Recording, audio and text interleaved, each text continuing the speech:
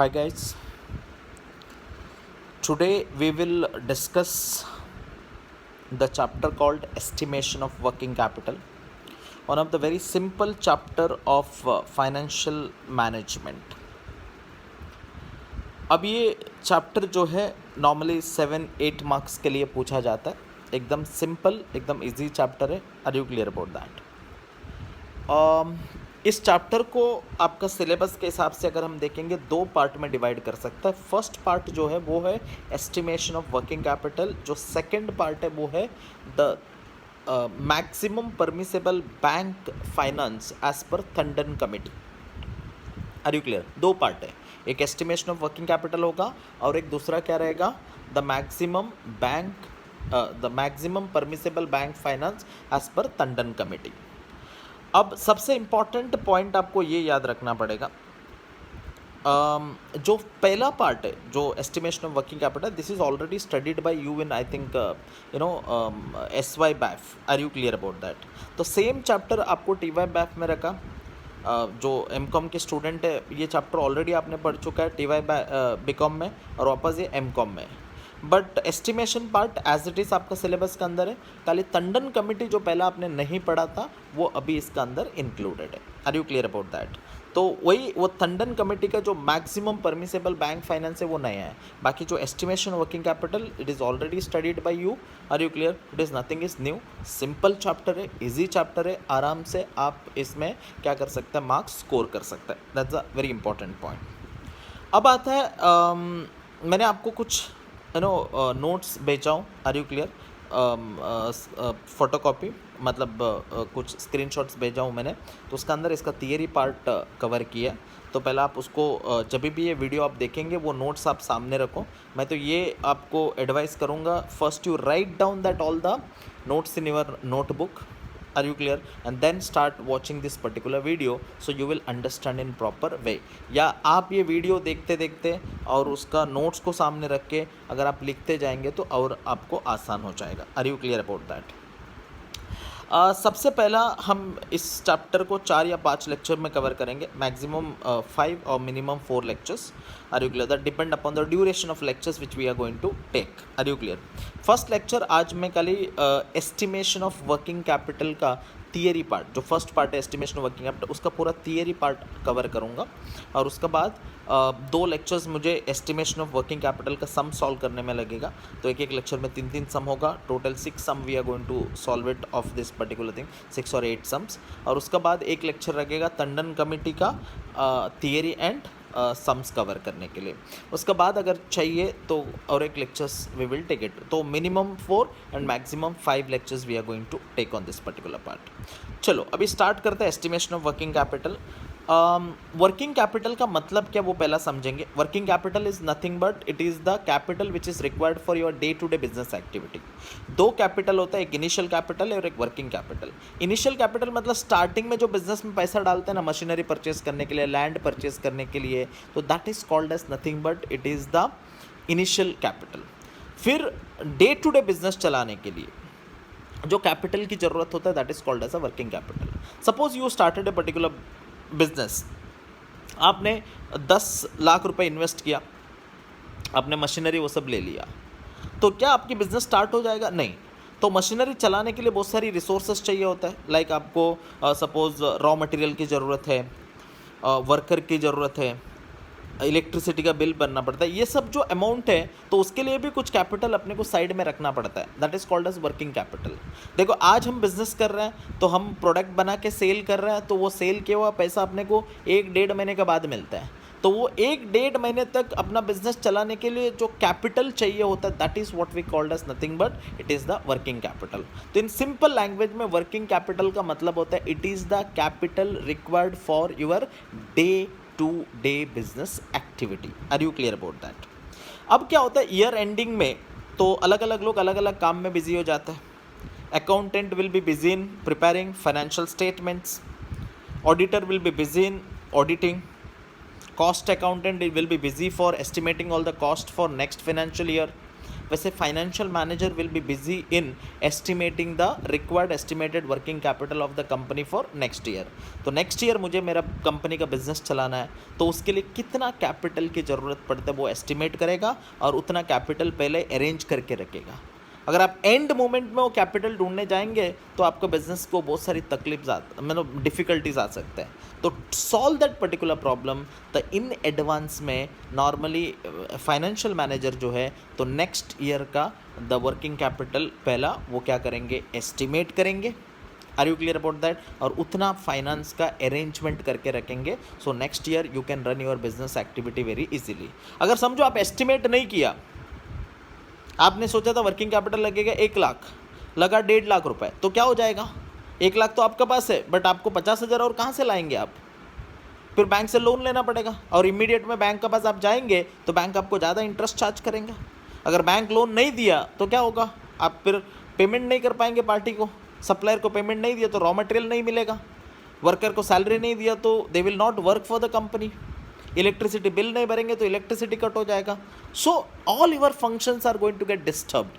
तो उसके लिए इन एडवांस में थोड़ा वर्किंग कैपिटल का सही तरीके से कैलकुलेट करो और उतना अमाउंट हम पहला एस्टिमेट करके साइड में रख दो, so that we can start our day to day business activity in a proper manner. Are you clear about this particular point? So okay, अब क्वेश्चंस आता है, सर वर्किंग कैपिटल एक कंपनी का, एक बिजनेस का कैलकुलेट करने के लिए क्या क्या फैक्टर इंपॉर्टेंट होता है? बेसिकली अगर आप देखेंगे तो 3 फैक्टर बहुत इंपॉर्टेंट है। देखो, अगर आप सिंपल वर्ड में वर्किंग कैपिटल को कैलकुलेट करना है तो पहला मुझे क्या करना पड़ेगा मालूम है? मेरा कंपनी के पास कितनी एसेट्स होगा, करंट एसेट्स। आपको मालूम होगा, आपने बहुत सारी जगह पे पढ़ा है, working capital is nothing but it is a current assets minus current liability. Are you clear? आपका पैसा कितना करंट एसेट्स में ब्लॉक होगा और कितना पैसा करंट लायबिलिटी से आपको, current liability is one of the benefit for you. दूसरों का पैसा आपका बिजनेस में ब्लॉक हो रहा है, दैट इज अ बेनिफिट। तो एसेट्स मतलब it is your money is blocked in with someone else. तो कितना पैसा आपका करंट एसेट्स में ब्लॉक होगा, कितना करंट लायबिलिटी में दूसरे का पैसा ब्लॉक हो रहा है, उसकी डिफरेंस अमाउंट है वो हमें जेब से डाल के रखना पड़ता है, that is called as working capital. तो उसके लिए सिंपल वर्ड में अगर आपको वर्किंग कैपिटल कैलकुलेट करना है तो सबसे पहला आपको क्या कैलकुलेट करना पड़ेगा? करंट एसेट्स कैलकुलेट करना पड़ेगा। एक बार करंट एसेट्स का अमाउंट मिल गया, फिर हम क्या कैलकुलेट करेंगे? करंट लायबिलिटी कैलकुलेट करेंगे। फिर करंट एसेट्स में से करंट लायबिलिटी लेस करेंगे, जो बैलेंस बचेगा वो वर्किंग कैपिटल है, उतना पैसा अपने को क्या करना पड़ेगा? अपना जेब से साइड में रखना पड़ेगा। Are you clear about this particular point? The first you calculate the value of all the current assets, मतलब that is the assets in which my amounts are blocked. फिर करंट लायबिलिटीज कैलकुलेट करो। Current liabilities मतलब तो दूसरों का पैसा मेरे पास block हुआ है। Are you clear? इसकी जो डिफरेंस आता है वही अपना working capital. Are you clear about that? मेरा पैसा ब्लॉक हुआ 10 लाख रुपए और दूसरों का पैसा मेरा पास है कितना? 8 लाख रुपए। तो 2 लाख रुपए ज़्यादा दूसरों पे ब्लॉक हुआ, वो मेरा जेब से मेरा बिजनेस में इन्वेस्ट करना पड़ेगा मुझे। तो वही अपना वर्किंग कैपिटल होता है। तो वर्किंग कैपिटल को इन सिंपल लैंग्वेज में अगर आप बोलेंगे तो जब भी वर्किंग कैपिटल कैलकुलेट करना है कोई भी बिजनेस का, सबसे पहला आपको क्या करना पड़ेगा? उस बिजनेस का करंट एसेट्स का वैल्यू एस्टिमेट करना पड़ेगा, फिर करंट लायबिलिटीज़ का वैल्यू एस्टिमेट करना पड़ेगा। Current assets minus current liability करेंगे, जो डिफरेंस अमाउंट आएगा तो वही आपका एस्टिमेटेड वर्किंग कैपिटल होगा। अब आप बोलेंगे सर एस्टिमेटेड वर्किंग कैपिटल किसके ऊपर डिपेंड करता है? The basically calculation of estimated working capital is depend upon 3 major factors. The factor number 1, level of activity. उसको हम सिंपल वर्ड में अपने नोट्स देख सकते हैं, LA। अब आप बोलेंगे सर लेवल ऑफ एक्टिविटीज का मतलब क्या है? It is nothing but the number of unit produced and sold. It is nothing but number of units produced and sold. अब मैं ज़्यादा यूनिट प्रोड्यूस करके सेल करता हूँ तो वर्किंग कैपिटल भी ज़्यादा चाहिए मुझे। कम यूनिट प्रोड्यूस करके सेल करता हूँ तो वर्किंग कैपिटल भी कम चाहिए। Suppose you take example, I am running coaching classes with on 50-100 students. मेरा वर्किंग कैपिटल कम चाहिए, क्या कम रेंट देना है, कम इलेक्ट्रिसिटी बिल। वही मेरे पास 500 स्टूडेंट आ गया तो एक क्लासरूम में नहीं चलेगा, 4-5 क्लासरूम चाहिए। इलेक्ट्रिसिटी बिल ज़्यादा है तो वर्किंग कैपिटल का पैसा भी ज़्यादा होगा। तो लेवल ऑफ एक्टिविटी मतलब how many units you are producing and sell, that plays very important role. If you produce more units and sell then your working capital is more. अगर आप कम यूनिट प्रोड्यूस करके sell करेंगे तो आपकी requirement of working capital क्या हो जाएगा, कम हो जाएगा। तो उसके लिए सबसे पहला हमें सम में ढूंढना पड़ेगा भाई कितना लेवल ऑफ एक्टिविटीज़ है, वो पहले हम फाइंड आउट करेंगे और उसको लिख देंगे। That is what we called step 1। आगे स्टेप डिस्कस करेंगे तो वापस ये पॉइंट आएगा। दूसरा होता है कॉस्ट स्ट्रक्चर। कॉस्ट भी तो इंपॉर्टेंट है। Are you clear? तो suppose you take a example, मैं एक बिजनेस कर रहा हूँ पेन मैन्युफैक्चरिंग, मार्कर बनाता हूँ मैं। दूसरे एक आदमी है मिस्टर ए, वो कार बनाता है। क्या आपको लगता है दोनों प्रोडक्ट में वर्किंग कैपिटल सेम चाहिए? नहीं। मेरे को पेन बनाने के लिए 5 रुपये खर्चा हो रहा है तो मुझे requirement of working capital less होगा, कम होगा। वही मिस्टर ए जो कार बना रहा है, एक कार बनाने का कॉस्ट आता है 5 लाख रुपए, तो इसका मतलब उसको वर्किंग कैपिटल की रिक्वायरमेंट ज़्यादा होगा। तो उसके लिए सेकेंड पार्ट इंपॉर्टेंट होता है कॉस्ट स्ट्रक्चर। क्या बोलते हैं हम लोग उसको? Cost structure. कितना खर्चा हो रहा है, कॉस्ट कितना है, वो इंपॉर्टेंट है। तो that we have to prepare. Step में वापस ये पॉइंट डिस्कस होगा। That is a second factor. First factor क्या इंपॉर्टेंट है? लेवल ऑफ एक्टिविटी इंपॉर्टेंट है। Second is cost structure. Third is time lag.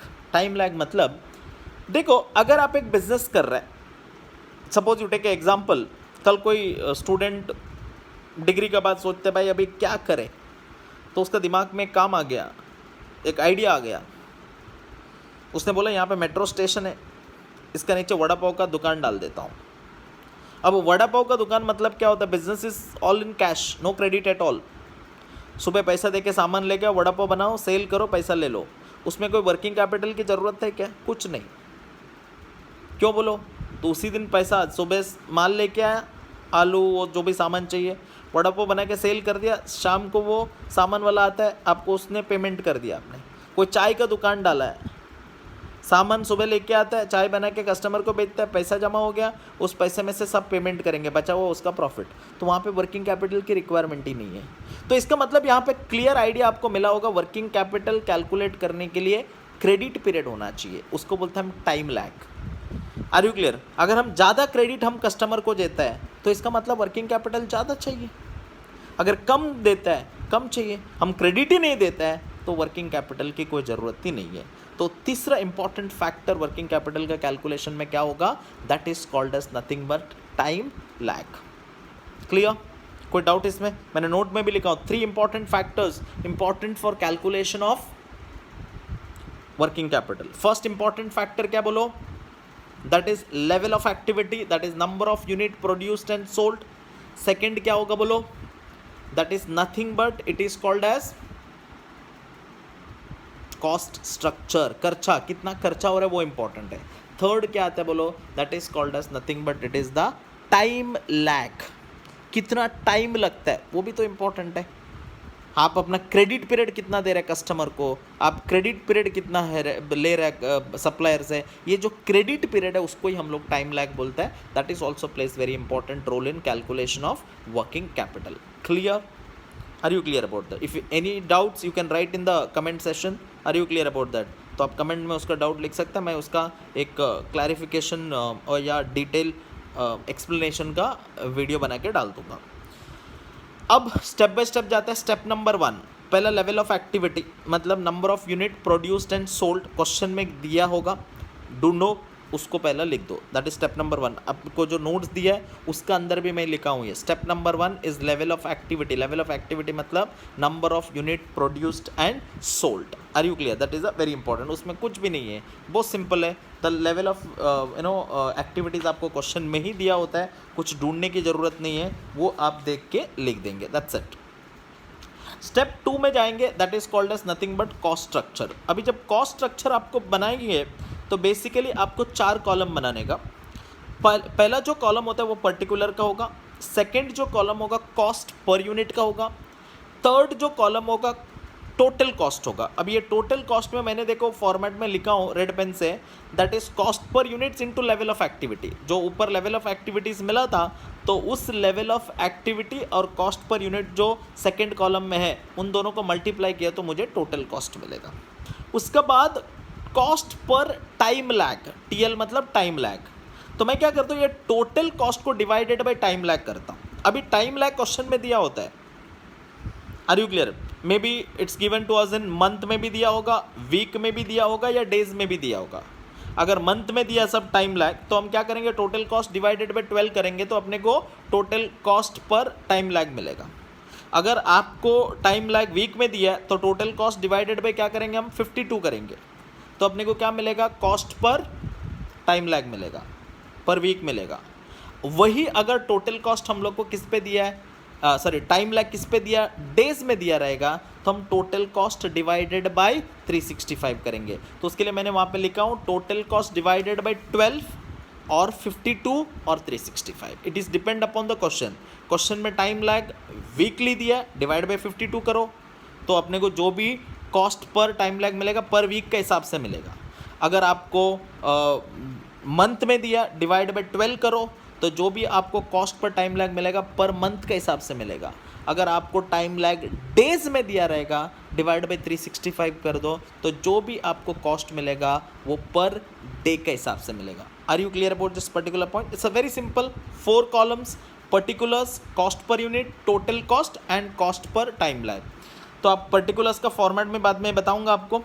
Total cost per unit तो question में ही दिया होता है, फिर जो भी कॉस्ट पर यूनिट है ऊपर का टाइम लैग से सॉरी लेवल ऑफ एक्टिविटी से मल्टीप्लाई कर दो तो cost per unit into level of activity करेंगे, टोटल कॉस्ट मिलेगा।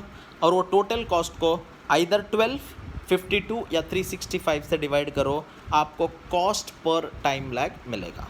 अब क्वेश्चन ये आता है, सर 12 से डिवाइड करूँ, 52 से डिवाइड करूँ या 365 से डिवाइड करो, ये मुझे कैसा पता चलेगा? That will be depend upon the time lag. अगर टाइम लैग मंथ में दिया, divide by 12, time lag week में दिया, divide by 52, time lag days में दिया, डिवाइड बाय 365। क्लियर?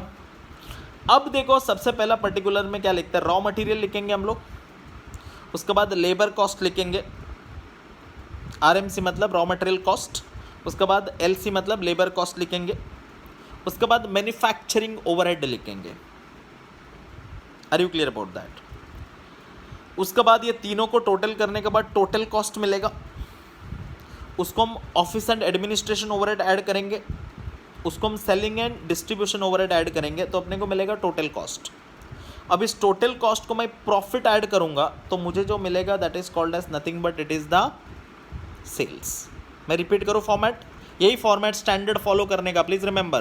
पहले रॉ मटेरियल कंजम्पशन, उसके बाद लेबर कॉस्ट, उसके बाद मैन्युफैक्चरिंग ओवरहेड्स, ये तीन पहला, इन तीनों को ऐड करेगा तो टोटल मैन्युफैक्चरिंग, TMC बोलते हैं हम लोग सिंपल वर्ड में, टोटल मैन्युफैक्चरिंग कॉस्ट।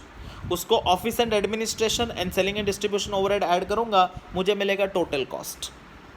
अब उस टोटल कॉस्ट को मैं प्रॉफिट ऐड करता हूं तो मुझे मिलेगा सेल्स। पर यूनिट के हिसाब से क्वेश्चन में दिया होगा तो वो लिखो और मल्टीप्लाई करो with the level of activity, आपको टोटल कॉस्ट मिलेगा और टोटल कॉस्ट को डिवाइड बाय टाइम लैग मतलब 12, 52 और 365 करो, आपको कॉस्ट पर टाइम लैग मिलेगा। कुछ सम ऐसा भी हो सकता है हमको कॉस्ट पर यूनिट नहीं दिया, टोटल दे दिया, फिर हम 3 ही कॉलम बनाएंगे। Are you clear? Particulars, total cost, cost पर टाइम लैग। तो पर यूनिट का कॉलम ज़रूरत नहीं है क्योंकि पर यूनिट को लेवल ऑफ एक्टिविटी से मल्टीप्लाई करके हम टोटल कॉस्ट ढूंढते हैं। अगर क्वेश्चन में टोटल कॉस्ट ही दे दिया है तो फिर अपने को पर यूनिट का कॉलम बनाने की ज़रूरत नहीं है। क्लियर, क्लैरिटी, इसमें कोई डाउट नहीं है। Are you clear about this particular point? Simple concept है but format should be standard. पहला material cost, labour cost, manufacturing overhead, तो उससे मिलेगा टोटल मैन्युफैक्चरिंग कॉस्ट। उसमें हम ऐड करेंगे office and administration overhead, add करेंगे selling and distribution overhead, total cost मिलेगा। उसको हम ऐड करेंगे प्रॉफिट तो सेल्स मिलेगा। That's simple. Are you clear about that?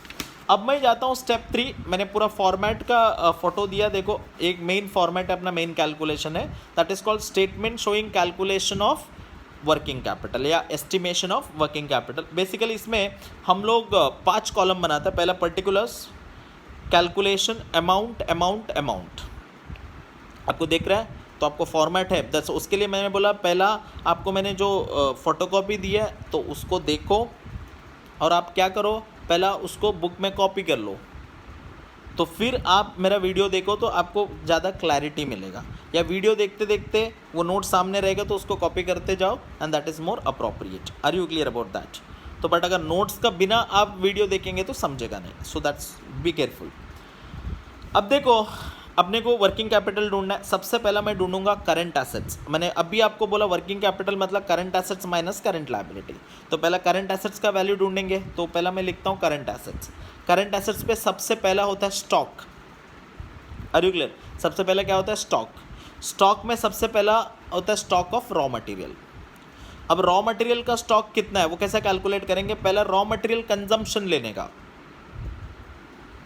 Are you clear? आपका कॉस्ट स्ट्रक्चर में रॉ मटेरियल का आरएमसी है ना, रॉ मटेरियल कंजम्पशन, तो उसका अमाउंट ले लो multiplied by raw material holding period. ये टाइम लैग है, ये रॉ मटेरियल होल्डिंग पीरियड जो बोल रहा है टाइम लैग, वो क्वेश्चन में दिया होगा। Are you clear?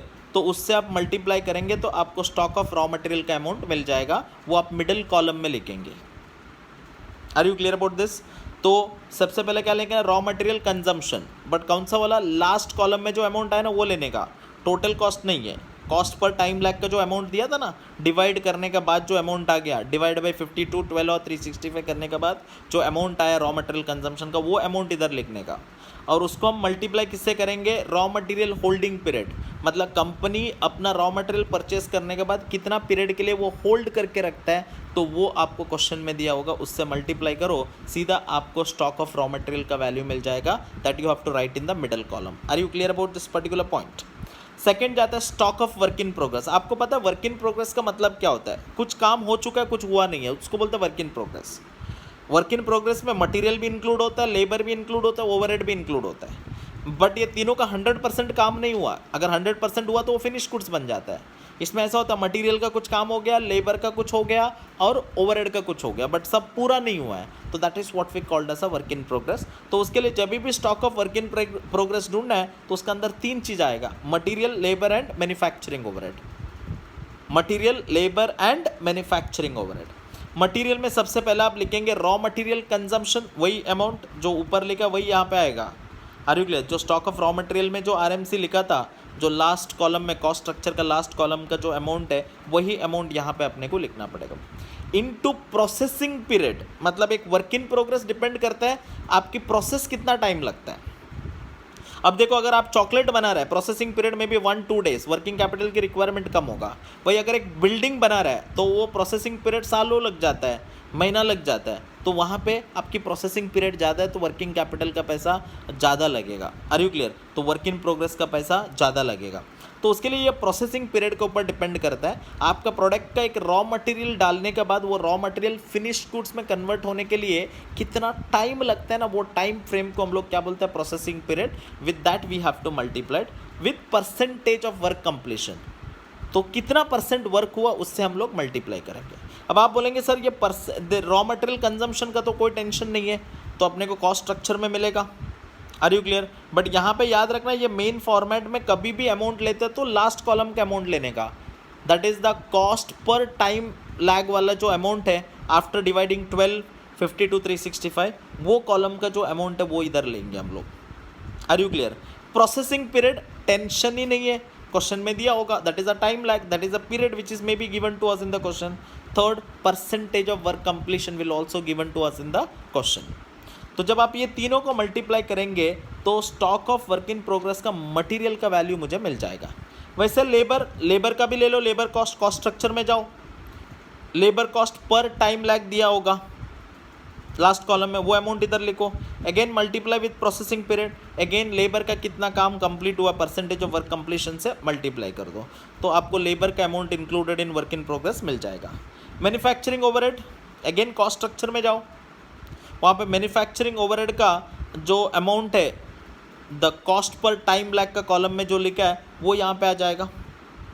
इसको हम मल्टीप्लाई करेंगे again processing period, again manufacturing overhead का मतलब फैक्ट्री का कितना काम हुआ है, तो वो परसेंटेज ऑफ वर्क कंप्लीशन से मल्टीप्लाई करेंगे। अब देखो ये रॉ मटेरियल, ये वर्क इन प्रोग्रेस के अंदर raw material consumption, labour cost, manufacturing overhead, ये तीनों अमाउंट कहाँ से मिलेगा अपने को?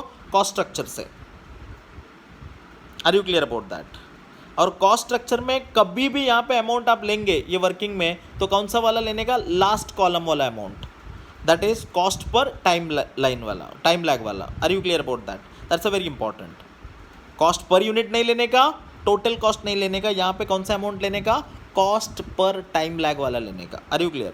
फिर प्रोसेसिंग पीरियड तीनों में सेम ही रहेगा, that will be given to us in the question. और percentage of work completion, material का कितना काम हुआ, लेबर का कितना काम हुआ, मैन्युफैक्चरिंग का कितना काम हुआ, वो परसेंटेज से मल्टीप्लाई करना। अब मैंने वहाँ पे नोट्स में आप देख सकते हैं रेड पेन से लिखा हो 100%, 50%, 50%। इसका मतलब क्या होता है? अगर क्वेश्चन में परसेंटेज ऑफ वर्क कंप्लीशन नहीं दिया तो हमें अजम्पशन करना पड़ेगा। अब क्या अजम्पशन करेंगे? मटेरियल 100% हो चुका है, लेबर 50% और मैन्युफैक्चरिंग ओवरहेड 50%। ये स्टैंडर्ड है, कभी भी परसेंटेज ऑफ वर्क कंप्लीशन अगर क्वेश्चन में नहीं दिया हो, ये परसेंटेज लेके आपको कैलकुलेट करना पड़ेगा। तो जब ये तीनों अमाउंट आता है, तीनों अमाउंट हमने थर्ड कॉलम में लिखा, जब उसको टोटल करके उसको फोर्थ कॉलम, मिडिल कॉलम में ट्रांसफर करेंगे। Are you clear? That is important. फिर स्टॉक में थर्ड स्टॉक आता है स्टॉक ऑफ फिनिश गुड्स, मतलब यहाँ पे गुड्स बन चुका है, it is waiting for sale, that is called as nothing but stock of finish goods. अभी फिनिश गुड्स मतलब बन चुका है, तो मैन्युफैक्चर हो चुका है, उसके लिए हमको कौन सा कॉस्ट लेने का? टीएमसी लेने का, total manufacturing cost. But please remember again, यहाँ पे टीएमसी का अमाउंट जब लेंगे, कौन सा वाला लेंगे? द कॉस्ट पर टाइम लैग वाला। Are you clear about that?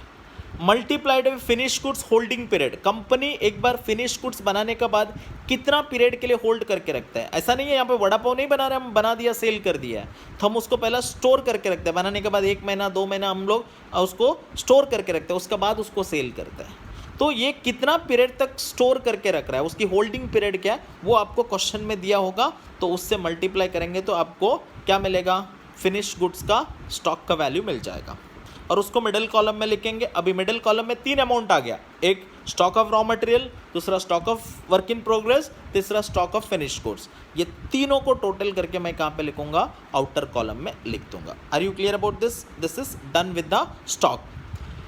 अगर करंट एसेट्स में स्टॉक के बाद अगर कोई और करंट एसेट्स है तो वो है डेटर्स। अब डेटर्स कभी होता है when you sell the goods, तो उसके लिए हम लोग सबसे पहले क्या लेंगे? Sale value. Are you clear? Sales का अमाउंट लेंगे, कौन सा अमाउंट? फोर्थ कॉलम का, लास्ट कॉलम का amount, that is cost per या sale per time lag. Are you clear about that? That's important. जब सम सॉल्व करेंगे तो और क्लैरिटी मिल जाएगा, but you have to remember यहाँ पे कोई भी वैल्यू लेंगे, भाई 3-4 बार बोला हूँ, तो कौन सा वाला? पर यूनिट नहीं, टोटल कॉस्ट नहीं, तो हम लोग को हमेशा कॉस्ट पर टाइम लैग वाला लेने का। सेल्स का भी कॉस्ट पर टाइम लैग का जो अमाउंट लास्ट कॉलम में जो आया वो लिखेंगे, into goods, sorry credit period to the customer.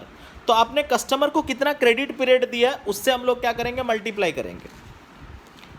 So definitely अगर क्रेडिट पीरियड ज़्यादा देते तो डेटर्स का वैल्यू ज़्यादा होगा, अगर क्रेडिट पीरियड ही नहीं दिया तो डेटर्स होगा ही नहीं ना। तो debtors is always depend upon what credit period you are giving to the customer, तो वो आपको क्वेश्चन में दिया होगा, तो उसको लिख दो into percentage of credit sales. Company पूरा क्रेडिट सेल नहीं होता, कंपनी कभी कभी 20% कैश, 80% क्रेडिट, तब 80% यहाँ पे लिखेंगे। Are you clear? यहाँ पे भी मैंने रेड पेन में 100% लिखा हूँ, याद रखना।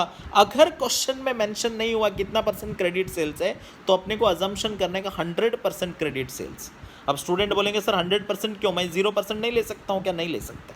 क्यों? क्योंकि बड़ा बड़ा कंपनी जो है वो कभी कैश सेल्स करता ही नहीं है, तो वो लोग हमेशा क्रेडिट सेल्स ही करता है, तो उसके लिए यहाँ पे 100% we have to take.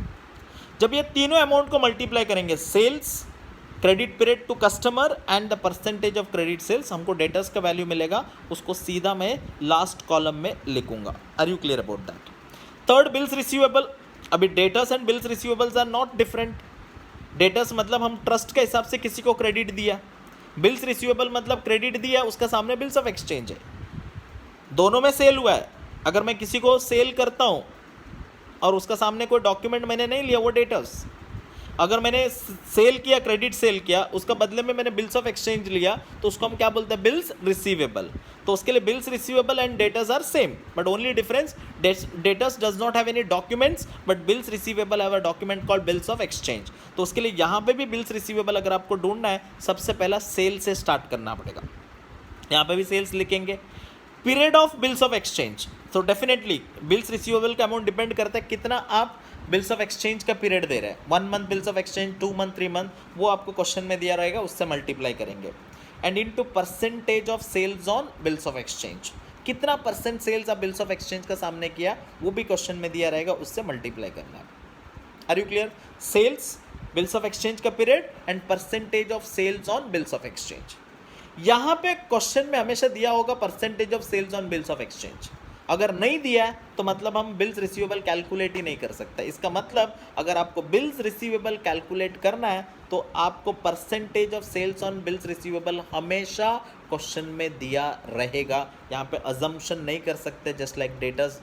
Are you clear? जैसा डेटर्स में हम कुछ नहीं दिया तो 100% अजम्पशन कर लेते हैं, बट वो अजम्पशन यहाँ पे नहीं चलेगा, क्योंकि दोनों जगह पे 100% आप अजम्पशन नहीं कर सकते। डेटर्स में करो चलेगा, बट बिल्स रिसीवेबल में नहीं कर सकते। तो इसका मतलब they have to give in the question that percentage of sales on bills of exchange. Are you clear? अगर नहीं दिया मतलब आप बिल्स रिसीवेबल ढूंढ ही नहीं सकते। That's important. क्लियर? तो उसका भी मल्टीप्लाई कर दिया, सेल्स, बिल्स ऑफ एक्सचेंज का पीरियड और percentage of sales on bills of exchange, तीनों मल्टीप्लाई करने के बाद अपने को अमाउंट मिलेगा, वो आउटर कॉलम में लिखेंगे। फोर्थ आता है प्रीपेड एक्सपेंसेस। कोई भी एक्सपेंडिचर एडवांस में देते तो उसको बोलते हैं हम प्रीपेड एक्सपेंसेस। क्या क्या एडवांस में दे सकता है? लेबर का खर्चा एडवांस में दे सकता है, मैन्युफैक्चरिंग ओवरहेड एडवांस में दे सकता है, ऑफिस एंड एडमिनिस्ट्रेशन का खर्चा एडवांस में दे सकता है, सेलिंग एंड डिस्ट्रीब्यूशन का खर्चा एडवांस में दे सकता है। तो any particular expenditure we can give it in advance, तो that is what we called as a prepaid expenses. तो उसके लिए यहाँ पे देखो सबसे पहला एक्सपेंडिचर होना चाहिए, तो उसके लिए पहला हम एक्सपेंडिचर लिखेंगे। अब किसका प्रीपेड है क्वेश्चन में दिया होगा, आपको क्वेश्चन में ऐसा दे सकते हैं प्रीपेड ऑफ लेबर, तो फिर लेबर का अमाउंट आएगा। प्रीपेड ऑफ मैन्युफैक्चरिंग एक्सपेंसेस, तो मैन्युफैक्चरिंग एक्सपेंसेस का अमाउंट आएगा। Prepaid of office and administration overhead, तो ऑफिस एंड एडमिनिस्ट्रेशन ओवरहेड का अमाउंट आएगा। Prepaid of selling and distribution है तो सेलिंग एंड डिस्ट्रीब्यूशन। किसका प्रीपेड कैलकुलेट करना है वो क्वेश्चन में दिया होगा, तो वो एक्सपेंडिचर यहाँ पे लिखेंगे। इनटू पीरियड ऑफ प्रीपेड, कितना प्रीपेड आप दे रहे हैं, 1 month prepaid, 2 month prepaid, 2 week prepaid, 4 week prepaid, वो दिया होगा, उससे मल्टीप्लाई करना। अगेन यहाँ पे दिया होगा, अजम्पशन नहीं कर सकता है। जब expenditure multiplied by prepaid of prepaid period अगर जो दिया है, दोनों को जब मल्टीप्लाई करेंगे तो हमें प्रीपेड एक्सपेंसेस का अमाउंट मिल जाएगा। Are you clear? Anything, suppose you take example selling and distribution prepaid, ऐसा बोला है क्वेश्चन में। Selling and distribution expenses are paid in advance of 3 months, तो मैं सेलिंग एंड डिस्ट्रीब्यूशन एक्सपेंसेस लूंगा पर मंथ का, दैट इज द कॉस्ट पर time line, into 3 month बोला, इनटू मल्टीप्लाई करूंगा। सपोज आपका selling and expenses per month is 10,000, तो 10,000 यहाँ पे लिख दिया, the prepaid is 3 month, 10,000 into 3 month मतलब 30,000 यहाँ पे लिख देंगे, सीधा आउटर कॉलम। उसके बाद cash and bank, are you clear? That is always going to be given. Cash and bank को कभी एस्टिमेट हम कर ही नहीं सकते, कभी कैलकुलेट कर ही नहीं सकते, this is has to be given in the question, तो वो आपको दिया होगा, दैट वी विल राइट। जब सबको ऐड करेंगे, stock, debtors, bills receivable, prepaid expenses and cash bank, ये सब अमाउंट को जब ऐड करेंगे आपको जो मिलेगा that is called as total current assets, that is called A. अब जाता है करंट लायबिलिटी। करंट लायबिलिटी में सबसे पहला क्रेडिटर। क्रेडिटर मतलब मालूम है, creditor is a party from whom we purchased raw material on credit. Creditor मतलब कौन होता है? वो एक सप्लायर का अकाउंट होता है जिन्होंने हमें रॉ मटेरियल क्रेडिट में दिया है, they will be called as a creditor. Are you clear? तो क्रेडिटर में सबसे पहला हमें लिखना पड़ता है रॉ मटेरियल कंजम्पशन। सबसे पहले क्या लिखना पड़ता है बोलो? रॉ मटेरियल कंजम्पशन पहला लिखना पड़ता है। Getting my point? क्योंकि मटेरियल परचेस करता है ना हम लोग क्रेडिट में, तो मटेरियल मतलब material cost, raw material consumption, तो उसके लिए पहले रॉ मटेरियल कंजम्पशन लेंगे। Into credit period from supplier, वहां पे टू लिखा, टू नहीं है वो फ्रॉम सप्लायर है। Are you clear?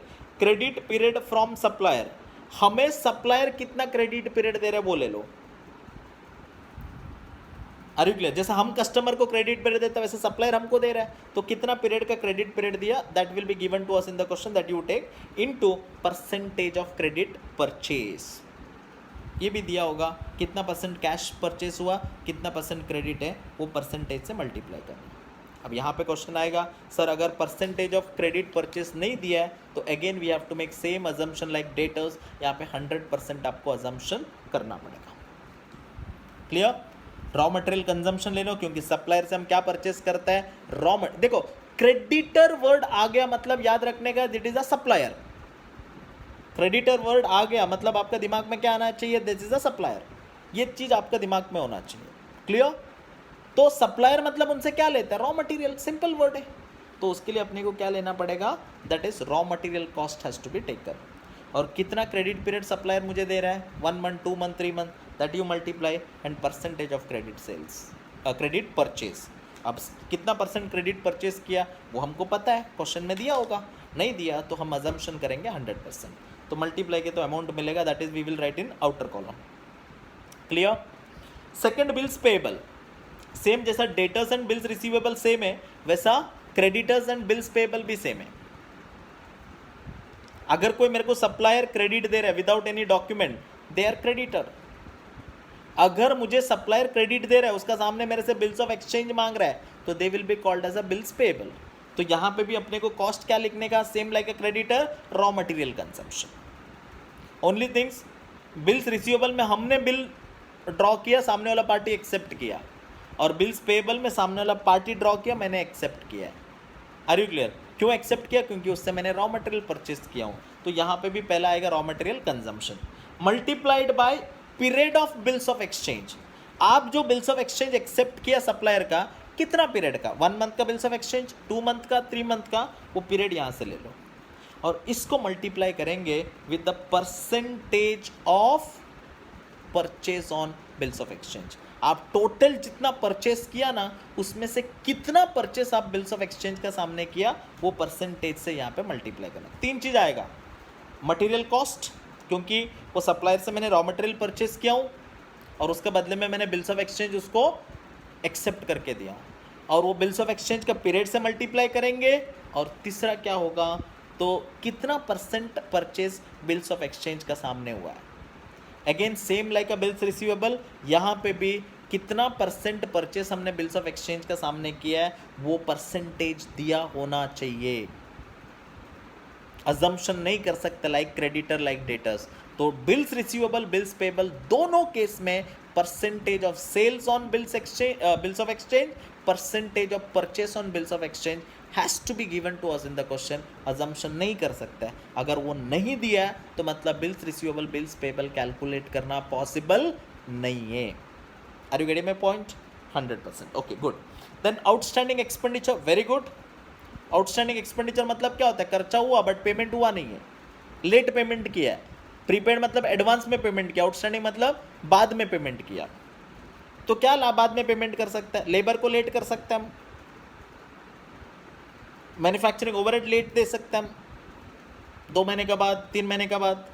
Office and administration का खर्चा लेट हो सकता है, सेलिंग एंड डिस्ट्रीब्यूशन लेट, कोई भी एक्सपेंडिचर लेट हो सकता है। बट 4 पॉसिबिलिटी होता है majorly, labour can be outstanding, manufacturing overhead can be outstanding, office and administration can be outstanding, selling and distribution can be outstanding. Clear? उसके लिए कुछ भी आउटस्टैंडिंग हो सकता है। तो क्या आउटस्टैंडिंग है वो क्वेश्चन में दिया होगा, आपने को क्वेश्चन में दिया है wages are outstanding for 2 month, office and administration is outstanding for 3 month, manufacturing overhead is outstanding for 1 month, दिया क्वेश्चन में। क्वेश्चन रीड करेंगे तभी पता चलेगा। तो जो भी आउटस्टैंडिंग है उसका एक्सपेंडिचर ले, लेबर आउटस्टैंडिंग है तो लेबर कॉस्ट ले लेना, मैन्युफैक्चरिंग ओवरहेड आउटस्टैंडिंग है तो मैन्युफैक्चरिंग ओवरहेड लेना, administration, office and administration outstanding है तो ऑफिस एंड एडमिनिस्ट्रेशन ले लो, मल्टीप्लाइड बाय आउटस्टैंडिंग पीरियड। कितना month outstanding, 1 month, 2 month, 3 month, वो यहाँ पे लिखो, दोनों को मल्टीप्लाई करेंगे तो अमाउंट मिलेगा, उसको भी हम आउटर कॉलम में। और लास्ट आता है बैंक ओडी, ओवरड्राफ्ट। जैसा कैश बैंक दिया होता है ऐसा ओवरड्राफ्ट भी अपने को क्वेश्चन में दिया होगा। ओवरड्राफ्ट मतलब नेगेटिव बैलेंस, वो लिखेंगे।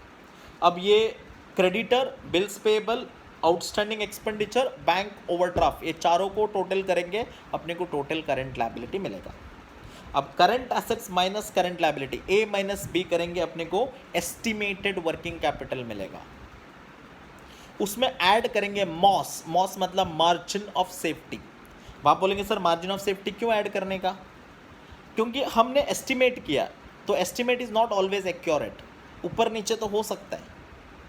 कभी हम ज़्यादा एस्टिमेट किया तो चलेगा, कोई प्रॉब्लम नहीं, हमने जितना चाहिए उससे ज़्यादा थोड़ा वर्किंग कैपिटल एस्टिमेट किया चलता है, बट कम हुआ तो क्या करेंगे, वापस फाइनेंशियली डिफिकल्टीज आ सकता है।